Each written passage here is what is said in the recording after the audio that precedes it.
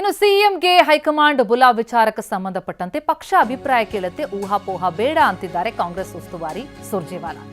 ರಾಜ್ಯ ಕಾಂಗ್ರೆಸ್ ಉಸ್ತುವಾರಿ ರಣದೀಪ್ ಸಿಂಗ್ ಸುರ್ಜೇವಾಲಾ ಅವರ ಹೇಳಿಕೆ. ಈಗಾಗಲೇ ರಾಜ್ಯಸಭೆ ಚುನಾವಣೆಗೆ ನೋಟಿಫಿಕೇಶನ್ ಆಗಿದೆ, ನಂತರ ಪರಿಷತ್ ಚುನಾವಣೆ ನಡೆಯಬೇಕಿದೆ. ಇದರ ಬಗ್ಗೆ ಪಕ್ಷ ಅಭಿಪ್ರಾಯವನ್ನ ಕೇಳುತ್ತೆ ಅಂತಿದ್ದಾರೆ ಸುರ್ಜೇವಾಲಾ. ದೆಹಲಿಗೇನು ಸಿಎಂ ಬುಲಾವ್ ಹೋಗಿದೆ, ಅಲ್ಲೇನು ವಿಚಾರ ಚರ್ಚೆಯಾಗಬಹುದು ಅನ್ನೋದ್ರ ಬಗ್ಗೆ ಸುರ್ಜೇವಾಲಾ ಅವರ ರಿಯಾಕ್ಷನ್ ಇದು.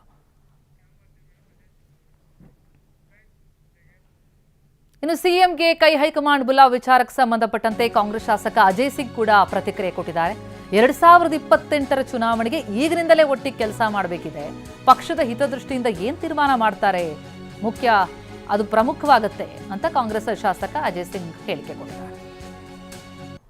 ನಮ್ಮ ಪಕ್ಷದಲ್ಲಿ ಹೈಕಮಾಂಡ್ ಇಸ್ ಸುಪ್ರೀಂ. ನಾನು ಪದೇ ಪದೇ ಹೇಳಿದ್ದೀನಿ, ನಮ್ಮ ಅಲಾ ಕಮಾನ್, ನಾವು ಹೈಕಮಾಂಡ್ ನಮ್ಮ ಕಾಂಗ್ರೆಸ್ ಪಾರ್ಟಿಯಲ್ಲಿ ಏನಿದೆ, ಅವ್ರು ಏನು ಒಂದು ತೀರ್ಮಾನವನ್ನು ತಗೊಳ್ತಾರೆ ಪಕ್ಷದ ಒಂದು ಹಿತದೃಷ್ಟಿಯಲ್ಲಿ 2028 ಗಮನದಲ್ಲಿಟ್ಕೊಂಡು ಯಾವೊಂದು ರೀತಿಯಿಂದ ಒಂದು ತೀರ್ಮಾನವನ್ನು ತಗೊಳ್ತಾರೆ, ಅದಕ್ಕೆ ನಮ್ಮ ಪಕ್ಷದ ಎಲ್ಲ ಶಾಸಕರು ನಾವು ಬದ್ಧರಾಗಿದ್ದೀವಿ ಅಂತ ಪದೇ ಪದೇ ನಾವೆಲ್ಲ ಹೇಳಿದ್ದೀವಿ. ಮುಖ್ಯಮಂತ್ರಿ ಬದಲಾವಣೆ ಇಲ್ಲ ಅಲ್ಲ, ಅದು ನಾಳೆ ಕರೆದಿದ್ದಾರೆ. ಯಾವೊಂದು ರೀತಿಯ ಚರ್ಚೆ ಆಗ್ತದೆ, ಯಾವಾಗ ಆಗ್ತದೆ, ಅದು ಪಕ್ಷದ ಹೈಕಮಾಂಡ್ ತಾವು ಕೇಳಬೇಕಾಗ್ತದೆ. ಅದ ನಂತರ ನಮ್ಗೆ ಗೊತ್ತಾಗ್ತದೆ. ನಮ್ಮ ಪಕ್ಷದಲ್ಲಿ ಹೈಕಮಾಂಡ್ ಇಸ್ ಸುಪ್ರೀಂ. ನಾನು ಪದೇ ಪದೇ ಹೇಳಿದ್ದೀನಿ, ನಮ್ಮ ಅಲಾ ಕಮಾನ್, ನಾವು ಹೈಕಮಾಂಡ್ ನಮ್ಮ ಕಾಂಗ್ರೆಸ್ ಪಾರ್ಟಿಯಲ್ಲಿ ಏನಿದೆ, ಅವ್ರು ಏನು ಒಂದು ತೀರ್ಮಾನವನ್ನು ತಗೊಳ್ತಾರೆ ಪಕ್ಷದ ಒಂದು ಹಿತದೃಷ್ಟಿಯಲ್ಲಿ 2028 ಗಮನದಲ್ಲಿಟ್ಕೊಂಡು ಯಾವೊಂದು ರೀತಿಯಿಂದ ಒಂದು ತೀರ್ಮಾನವನ್ನು ತಗೊಳ್ತಾರೆ, ಅದಕ್ಕೆ ನಮ್ಮ ಪಕ್ಷದ ಎಲ್ಲ ಶಾಸಕರು ನಾವು ಬದ್ಧರಾಗಿದ್ದೀವಿ ಅಂತ ಪದೇ ಪದೇ ನಾವೆಲ್ಲ ಹೇಳಿದ್ದೀವಿ. ಈ ಬೆಳವಣಿಗೆ ಕುರಿತಂತೆ ಡೀಟೇಲ್ಸ್ ಪಡೆಯೋಣ. ನಮ್ಮ ಪ್ರತಿನಿಧಿ ಪ್ರಮೋದ್ ಶಾಸ್ತ್ರಿಕ ಲೈವ್ ನಲ್ಲಿ ಜಾಯ್ನ್ ಆಗಿದ್ದಾರೆ. ಪ್ರಮೋದ್, ಮತ್ತೆ ಪಟ್ಟದ ಆಟ ಬ್ಯಾಕ್ ಇನ್ ಆಕ್ಷನ್ ಅಂತ ಅನಿಸ್ತಾ ಇದೆ. ಸಿಎಂಗೆ ದೆಹಲಿಗೆ ಬುಲಾವ್ ಹೋಗಿರುವಂತಹ ಹಿನ್ನೆಲೆಯಲ್ಲಿ ಏನೇನ್ ಚರ್ಚೆ ಆಗಬಹುದು? ಸಂಪುಟ ಪುನರಚನೆನಾ ಅಥವಾ ನಾಯಕತ್ವ ಬದಲಾವಣೆ ಬಗ್ಗೆ ಏನಾದ್ರೂ ಚರ್ಚೆ ಆಗೋ ಸಾಧ್ಯತೆ ಇದೆಯಾ, ಅಥವಾ ರಾಜ್ಯಸಭೆ ವಿಚಾರಕ್ಕೆ ಮಾತ್ರ ಇದು ಸೀಮಿತ ಆಗತ್ತಾ? ಏನ್ ಅನಿಸ್ತಾ ಇದೆ? ಬಹಳಷ್ಟು ಊಹಾಪೋಹಗಳು ಎದ್ದಿವೆ ಈಗ ಅಂತ. ಪ್ರತಿಮಾ, ಈಗಾಗಲೇ ಕೇವಲ ಕಾರ್ಯಕರ್ತರ ವಲಯದಲ್ಲಷ್ಟೇ ಅಲ್ಲ, ರಾಜಕೀಯದ ವಲಯದಷ್ಟೇ ಅಲ್ಲ, ಇವನ್ ಕಾಂಗ್ರೆಸ್ನ ಹಿರಿಯ ಸಚಿವರ ವಲಯದಲ್ಲೂ ಕೂಡ ಒಂದು ಬಹುದೊಡ್ಡ ಕುತೂಹಲ ಇದೆ. ಯಾಕೆಂದರೆ ನಾವು ಅನೇಕ ಹಿರಿಯ ಸಚಿವರನ್ನು ಮಾತನಾಡಿಸುವಂಥ ಪ್ರಯತ್ನವನ್ನು ಮಾಡಿದ್ವಿ. ಒಂದು ಸಂದರ್ಭದಲ್ಲಿ ಏನು ಡೆವಲಪ್ಮೆಂಟ್ ಆಗ್ತಾ ಇದೆ ಅನ್ನೋದನ್ನು ಟ್ರ್ಯಾಕ್ ಮಾಡುವಂಥ ನಿಟ್ಟಿನಲ್ಲಿ ಹಿರಿಯ ಸಚಿವರನ್ನು ಕೂಡ ವಿಶ್ವಾಸಕ್ಕೆ ಪಡೆದು ಅಲ್ಲಿನ ಅಭಿಪ್ರಾಯ ಸಂಗ್ರಹಕ್ಕೆ ಮುಂದಾಗಿದ್ವಿ. ಆದರೆ ಅವರಲ್ಲೂ ಕೂಡ ಅನೇಕರಿಗೆ ಇದೊಂದು ರೀತಿ ಕುತೂಹಲಕಾರಿಯಾಗಿದೆ. ಯಾಕೆ ಕರೆದಿದ್ದಾರೆ, ಏನಕ್ಕೆ ಕರೆದಿದ್ದಾರೆ, ಇದ್ರ ಬಗ್ಗೆ ಇನ್ನೂ ಕೂಡ ಮಾಹಿತಿ ಇಲ್ಲ ಅನ್ನುವಂಥದ್ದು ಕೂಡ ಹಿರಿಯ ಸಚಿವರು ಹೇಳ್ತಾ ಇದ್ದಾರೆ.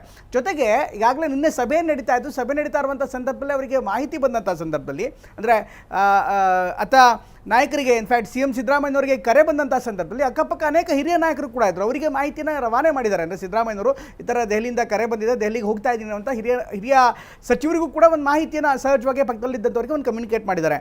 ಆದರೆ ಯಾವ ಕಾರಣಕ್ಕೋಸ್ಕರ ಹೋಗ್ತಾ ಇದ್ದಾರೆ, ಏನು ಕಾರಣಕ್ಕೋಸ್ಕರ ಹೋಗ್ತಾ ಇದ್ದಾರೆ, ಅದನ್ನು ಅವರವರ ಬೆಂಬಲಿಗರು ಅವರಿಗೆ ಬೇಕಾದಂಥ ರೀತಿಯಲ್ಲಿ ವಿಶ್ಲೇಷಣೆ ಮಾಡ್ತಾ ಇದ್ದಾರೆ, ಅಥವಾ ಅವ್ರದ್ದೇ ಆದಂಥ ರೀತಿಯಲ್ಲಿ ಅದನ್ನು ಎಲ್ಲವನ್ನೂ ಕೂಡ ಡೀಟೇಲಿಂಗ್ ಮಾಡ್ತಿದ್ದಾರೆ. ಆದರೆ ಈಗ ಸಿಗ್ತಾ ಇರುವಂಥ ಮಾಹಿತಿಯ ಪ್ರಕಾರ ನಾಳೆ ಬೆಳಗ್ಗೆ 11 ಗಂಟೆಗೆ ಮುಖ್ಯಮಂತ್ರಿ ಸಿದ್ದರಾಮಯ್ಯನವರು ಮಲ್ಲಿಕಾರ್ಜುನ್ ಖರ್ಗೆ ಅವರ ಜೊತೆಗೆ ದೆಹಲಿಯ ಖರ್ಗೆ ಅವರ ನಿವಾಸದಲ್ಲಿ ಸಭೆ ಮಾಡ್ತಿದ್ದಾರೆ ಅಂತ ಮಾಹಿತಿ ಕೂಡ ಲಭ್ಯವಾಗ್ತಾ ಇದೆ. ಈ ಎಲ್ಲ ಬೆಳವಣಿಗೆಗಳ ಜೊತೆಗೆ ಒಂದು ಪ್ರಪೋಸಲ್ ಕೂಡ ಸಾಕಷ್ಟು ಚರ್ಚೆ ಆಗ್ತಾ ಇದೆ. ಒಂದು ರಾಜ್ಯಸಭಾ ಚುನಾವಣೆ ವಿಚಾರವನ್ನು ಚರ್ಚೆ ಮಾಡ್ತಿದ್ದಾರೆ ಅಂತ.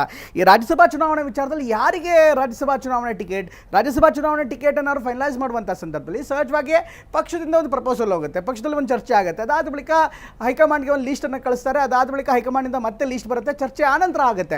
ಇನ್ನು MLC ಬಗ್ಗೆ ಮಾತನಾಡ್ತಾರೆ. ಅಂದರೆ MLC ತುಂಬ ಸಮಯ ಇದೆ, ಅದಕ್ಕೆ ನಾಮಿನೇಟ್ ಆಗಿರುವಂಥ ಹಿನ್ನೆಲೆಯಲ್ಲಿ ಅಂತ ತಲೆ ಹೋಗುವಂಥ ಒಂದು ತುರ್ತಾಗಿ ಬುಲಾವ್ ಮಾಡುವಂಥ ಯಾವುದೇ ಒಂದು ಸಂದರ್ಭ ಇಲ್ಲ.